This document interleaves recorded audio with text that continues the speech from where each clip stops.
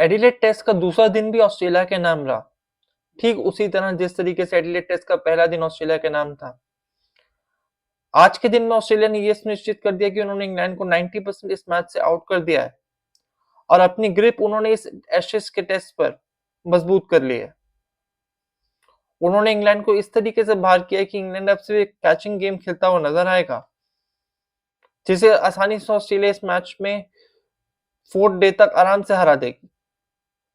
अगर आज के दिन की खेल की बात करें तो ऑस्ट्रेलिया ने अपने ओवरनाइट स्कोर 326 रन 8 विकेट के नुकसान पर उससे आगे खेलना शुरू किया और उनके बॉलिंग ऑलराउंडर मिचेल स्टार्क ने 50 पूरी की और उनके साथ साथ जो दूसरे टेलेंडर्स थे नेथन लॉयन और स्कॉट बॉलनेट, उन्होंने भी रन स्कोर किए और ऑस्ट्रेलिया अपनी पहली पारी में 371 रन बनाकर आउट हो गई।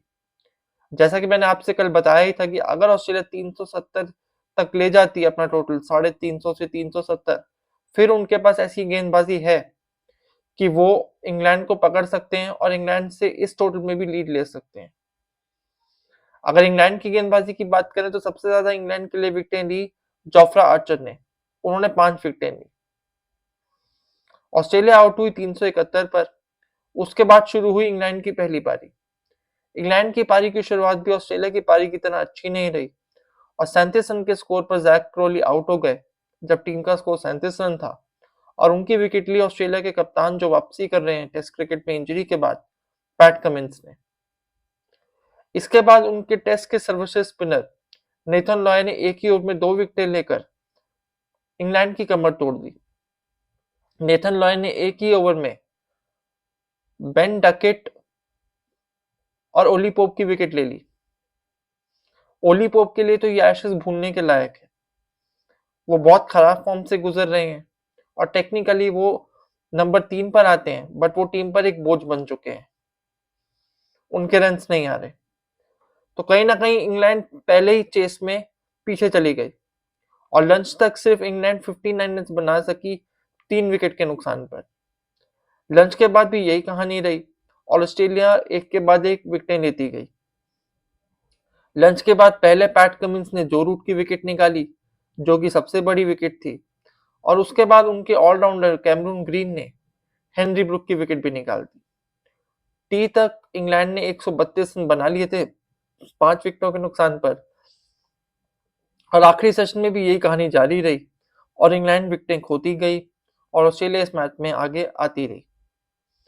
उनके निचले क्रम के बल्लेबाज लोअर मिडल ऑर्डर बल्लेबाज जेमी स्मिथ, विल जैक्स कुछ नहीं कर सके और इससे एक पॉइंट तो प्रूव होता है कि चाहे आप 8 बैट्समैन खिलाएं चाहे 9 बैट्समैन, अगर जिस दिन आपके बैट्समैन फ्लॉप हो जाएंगे तो 8 भी कम पड़ जाएंगे और जिस दिन आपकी बैटिंग लाइनअप फायर करेगी तो 8 होंगे 8 फाइनल फायर करेंगे।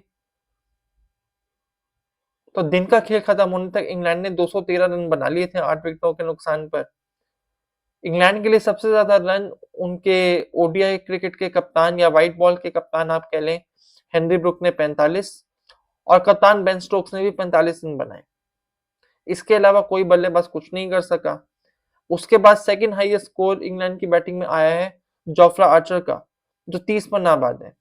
इंग्लैंड के top order batsman, middle order batsman और लोअर मिडिल ऑर्डर के जो बैट्समैन हैं, उनको आर्चर से बैटिंग करनी सीखनी चाहिए कि किस तरीके से बैटिंग की जाती है। तो दिन का खेल खत्म होने तक इंग्लैंड अभी भी 158 रन से पीछे है और उनके हाथ में सिर्फ 2 विकेटें हैं। आज के दिन के खेल से ये तो साबित हो गया कि ऑस्ट्रेलिया लीड लेगी। जैसा कि मैंने कल आपसे कहा था कि अगर 371 या 370 से 400 के बीच में ऑस्ट्रेलिया स्कोर करती है तो वो इतना दमखम रखती है कि वो इस टोटल में भी लीड ले सकती है, क्योंकि इस मैच में उनकी पूरी बैटिंग लाइनअप है, पूरी गेंदबाजी है, सॉरी। उनके पास स्टार्क, कमिंस, बोलेंट, नेथन लॉयन। हालांकि आज मिचेल स्टार्क को कोई विकेट नहीं मिली, बट पैट कमिंस ने फ्रंट से लीड किया और उन्होंने सबसे ज्यादा 3 विकेटें ली। स्कॉट बोलेंट ने 2 और नेथन लॉयन ने 2 विकेटें ली। अब नेथन लॉयन ऑस्ट्रेलिया की तरफ से सेकंड हाईएस्ट विकेट टेकर हैं आफ्टर ग्लेन मैकग्राथ। तो अब इंग्लैंड के पास यही चांस है कि जब उनके पास सिर्फ 2 ही विकेटें बाकी हैं तो वो ये कोशिश करें कि वो कम से कम लीड ऑस्ट्रेलिया को दें, क्योंकि अब ये पॉसिबिलिटी तो खत्म हो गई कि इंग्लैंड लीड चढ़ाएगा ऑस्ट्रेलिया पर, ऐसा तो नहीं होगा। अब उनके पास लास्ट ऑप्शन यही है कि वो कम से कम लीड ऑस्ट्रेलिया को दें और फिर सेकेंड इनिंग्स में ऑस्ट्रेलिया को जल्दी आउट कर कर इस मैच को जीत कर एशेज सीरीज को जिंदा रखें। नहीं तो वो इस मैच को तो हार जाएंगे, साथ ही साथ जो उनका वर्ल्ड टेस्ट चैंपियनशिप खेलने का सपना है वो भी खत्म हो जाएगा। अगर ऑस्ट्रेलिया की बात करें तो वो यही चाहेंगे कि वो फटाफट जो आखिरी की 2 विकेटें बची हैं उन्हें लेकर एक बड़ी लीड लें, कम से कम 100 या 120 रन की। उसके बाद अगर वो सेकंड इनिंग्स में कोलैप्स भी कर 100-150 रन भी बनाते हैं तो उनके पास 300 रन का प्लस टोटल होगा to defend in the second innings. और फिर उनके पास ऐसी गेंदबाजी है कि वो ये टोटल डिफेंड कर लेगी। ऐसा रोज रोज नहीं होगा कि मिचेल स्टार्क को विकेट नहीं मिलेगी। तो देखते हैं कल का दिन कैसा रहेगा। आपको अगर मेरी वीडियोस अच्छी लग रही है प्लीज इन्हें लाइक करें, शेयर करें और चैनल को सब्सक्राइब करें। कल मैं आपसे मिलूंगा अगली वीडियो में। Till then take care, love you all, bye. Don't forget to like the videos and give your feedback in the comment section. See you all tomorrow.